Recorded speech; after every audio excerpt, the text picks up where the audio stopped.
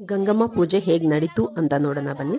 Hi hello welcome back to my channel. ಎಲ್ಲರೂ ಹೇಗಿದ್ದೀರಾ? I hope ಎಲ್ಲರೂ ಚೆನ್ನಾಗಿದ್ದೀರಾ ಅಂತ ಅನ್ಕೊಂತೀನಿ. ನಾನು ಚೆನ್ನಾಗಿದ್ದೀನಿ. ನಾನು ಮದುವೆಗೆ ಹೋಗಿದ್ನಲ್ವಾ, ಮದುವೆ ಮುಗಿಸಿದಾದ್ಮೇಲೆ ನಾವೆಲ್ಲರೂ ಮತ್ತೆ ರಿಟರ್ನ್ ಗಂಡು ಮದ್ಲಿಂಗ ಅಂತಾರಲ್ವಾ, ಮದ್ಲಿಂಗನ ಮನೆಗೆ ಬಂದ್ವಿ. ಅಲ್ಲಿಂದ ಮತ್ತೆ ಹುಡುಗಿ ಮತ್ತೆ ಹುಡುಗನ್ಗೆ ಕರ್ಕೊಂಡೋಗಿ ಏನಪ್ಪಾ ಅಂತಂದ್ರೆ ಗಂಗೆ ಪೂಜೆ ಮಾಡಿಸ್ಬೇಕು ಅಂತ. ಈಗೆಲ್ಲ ನಲ್ಲಿ ಮೀನ್ಸ್ ಬೋರ್ ಅಂತಾರಲ್ವಾ, ಜಗ್ ಬೋರ್ ಅವೆಲ್ಲ ಇಲ್ಲ ಈಗ. ಆಲ್ಮೋಸ್ಟ್ ಎಲ್ಲ ಟ್ಯಾಪ್ ಆನ್ ಮಾಡಬೇಕು, ನೀರು ಬಿಡಬೇಕು, ಆನ್ ಮಾಡಬೇಕು, ನೀರು ಬಿಡಬೇಕು, ಸ್ವಿಚ್ ಆನ್ ಮಾಡಬೇಕು, ನೀರು ಬಿಡಬೇಕು, ಟ್ಯಾಪ್ ಆನ್ ಮಾಡಬೇಕು, ನೀರು ಬಿಡಬೇಕು. ಈಗೆಲ್ಲ ಅದೇ ಅಲ್ವಾ ನಡೀತಿರೋದು. ಹಾಗಾಗಿ ಇಲ್ಲಿ ಜಗ್ ಬೋರ್ ಇರಲಿಲ್ಲ. ನಿಮ್ ಕಡೆ ಏನಂತಿರೋ ಗೊತ್ತಿಲ್ಲ. ಜಗ್ಗೋ ಬೋರ್ ಅಂತಾನು ನಮ್ ಕಡೆ ಹೇಳ್ತಾರೆ. ಹಾಗಾಗಿ ನಾವು ಏನಪ್ಪಾ ಅಂತಂದ್ರೆ ಊರ್ನವರೆಲ್ಲರೂ ಮಹಿಳೆಯರು ಸೇರ್ಕೊಂಡ್ಬಿಟ್ಟು ಗಂಗಮ್ಮ ತಾಯಿ ಪೂಜೆಗಂತ ಹೊರಟ್ವಿ. ಇಲ್ಲಿ ಪೂಜೆಗೆಲ್ಲ ರೆಡಿ ಮಾಡಿದ್ರು. ರೆಡಿ ಮಾಡಿದಾದ್ಮೇಲೆ ಕಂಕಣ ಕಟ್ಕೊಂಡ್ರು. ನೋಡಿ, ಕಂಕಣ ಕಟ್ಕೊಂಡಿದ್ದಾದ್ಮೇಲೆ ಮಾಡಿದಾದ ನಂತರ 5 ಮುತ್ತೈದೆಯರು ಬಂದು ಹಾಲ್ ಬಿಡ್ಬೇಕು ಅಂತ ಹೇಳಿದ್ರು. ಎಲ್ರು ಹೋಗಿ ಮುತ್ತೈದೆರು 4-5 ಜನ ಹಾಲ್ ಬಿಟ್ರು. ನಾನು ಹೋದೆ, ಅಲ್ಲಿ ಪೂಜೆ ಮಾಡ್ಬಿಟ್ಟು ಬಂದೆ. ನಾನು ಪೂಜೆ ಮಾಡ್ಬಿಟ್ಟು ಬರ್ಬೇಕಾದ್ರೆ ಅಲ್ಲಿ ಎಲ್ಲಾ ಕಂಕಣ ಎಲ್ಲ ಕೊಟ್ಟಿದ್ರು. ಮಾಮೂಲಿ ಎಲ್ರಿಗೂ ಗೊತ್ತೇ ಇದೆ ಅಲ್ವಾ ಯಾವ ತರ ಪೂಜೆ ಮಾಡ್ಬೇಕು ಅಂತ. ಹಾಗೆ ಎಲ್ಲಾ ಪೂಜೆ ಎಲ್ಲ ನಡೀತು ಇಲ್ಲಿ.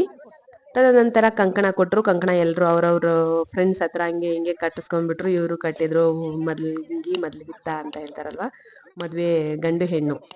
ಸಿಂಪಲ್ ಆಗಿ ಹೇಳ್ಬೇಕು ಅಂದ್ರೆ ಮದ್ವೆ ಗಂಡು ಹೆಣ್ಣು. ನಾವು ಹಳ್ಳಿ ಭಾಷೆಯಲ್ಲಿ ಹೇಳ್ಬೇಕಂದ್ರೆ ಮದ್ಲಿಂಗ ಅಂತ ಹೇಳ್ತೀವಿ.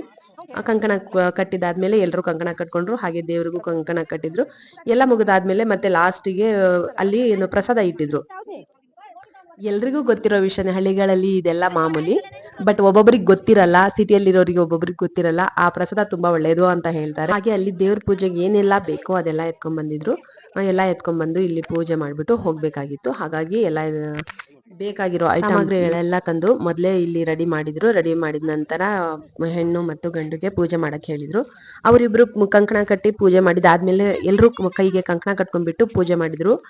ಯಾವ ತರ ಪೂಜೆ ಮಾಡಿದ್ರು? ನಮ್ ಸೈಡ್ ಈ ತರ ಎಲ್ಲ ಪೂಜೆ ಮಾಡ್ತಾರೆ. ನಿಮ್ ಸೈಡ್ ಯಾವ ತರ ಪೂಜೆ ಮಾಡ್ತಾರೆ ಅನ್ನೋದನ್ನ ಕಮೆಂಟ್ ಮಾಡಿ ನೋಡೋಣ ಅಂತ ಹೇಳ್ತಾ ಎಲ್ಲ ಪೂಜೆ ಮಾಡಿ ಕಂಕಣ ಕಟ್ಟಿ ಆಮೇಲೆ 5 ಮುತ್ತೈದೆಯರಿಗೆ ಅದು ಪ್ರಸಾದ ಹಾಕ್ಬೇಕು.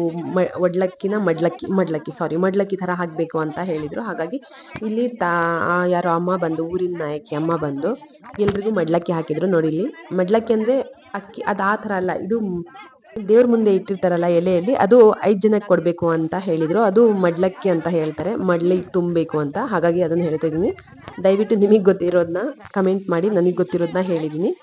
ಇದೆಲ್ಲ ಆದ್ಮೇಲೆ ಮತ್ತೆ ಪ್ರಸಾದ ಮಾಡ್ಲಿಕ್ಕೆ ಕೊಟ್ಟಿದ್ದಾದ್ಮೇಲೆ ನಂತರ ಅಲ್ಲಿ ಸಜ್ಜೆ ಮತ್ತೆ ಬೆಲ್ಲ ಅದೆಲ್ಲ ಮಿಕ್ಸ್ ಮಾಡಿ ಪ್ರಸಾದ ಇತ್ತಲ್ವಾ, ಅದನ್ನ ಎಲ್ರಿಗೂ ಕೈಯಲ್ಲಿ ಕೊಟ್ಟರು. ಕೈಯಲ್ಲಿ ತಗೊಂಡು ಸ್ವೀಕರಿಸ್ಕೊಂಡ್ಬಿಟ್ಟು ಮತ್ತೆ ಅಲ್ಲಿಂದ ಮತ್ತೆ ಮನೆಗೆ ಹೋಗ್ಬೇಕಲ್ವಾ. ಹಾಗಾಗಿ ಒಂದು ಚಿಕ್ಕ ಕೊಡಪಂದಲ್ಲಿ ನೀರಿದೆ, ಅದನ್ನ ಮತ್ತೆ ಕಳಶ ಇದೆ. ಅದು ಆಕ್ಚುಲಿ ಕಳಶ, ಅದು ಗಂಗಮ್ಮ ತಾಯಿಗೆ ಕಳಶ. ಎಲ್ಲ ಪೂಜೆ ಮುಗಿದ್ಮೇಲೆ ಮತ್ತೆ ಕಳಶ ಎತ್ತಿ ಮನೆಗೆ, ಇಲ್ಲಿ ಪೂಜೆ ಎಲ್ಲ ಮುಗಿದ ನಂತರ ಮತ್ತೆ ಗಂಗಮ್ಮ ತಾಯಿಗೆ ಕಳಶ ಎತ್ಕೊಂಡ್ ಬಂದಿದ್ರಲ್ವಾ, ಆ ಕಳಶನ ಮತ್ತೆ ಹುಡುಗಿನೇ ಎತ್ಕೊಂಡು ನೇರ ಮನೆಗೆ ಹೋಗ್ಬೇಕು. ಹೀಗೆ ನಮ್ದ್ರಲ್ಲಿ ಈ ಕಾರ್ಯ ಅಂದ್ರೆ ಗಂಗಮ್ಮ ಪೂಜೆ ಅನ್ನೋದು ಮಾಡ್ತಾರೆ. ನಿಮ್ಗೆಲ್ಲ ಇದ್ರ ಬಗ್ಗೆ ಏನೆಲ್ಲ ಗೊತ್ತಿದೆಯೋ ಇದ್ರ ಬಗ್ಗೆ ಕಮೆಂಟ್ ಮಾಡಿ ಅಂತ ಹೇಳ್ತಾ, ಈ ಲಾಗ್ ಜೊತೆ ನಾವು ಇವತ್ತಿನ ಲಾಗ್ನ ಸ್ಟಾಪ್ ಮಾಡೋಣ ಅಂತ ಹೇಳ್ತಾ, ಥ್ಯಾಂಕ್ ಯು ಸೋ ಮಚ್.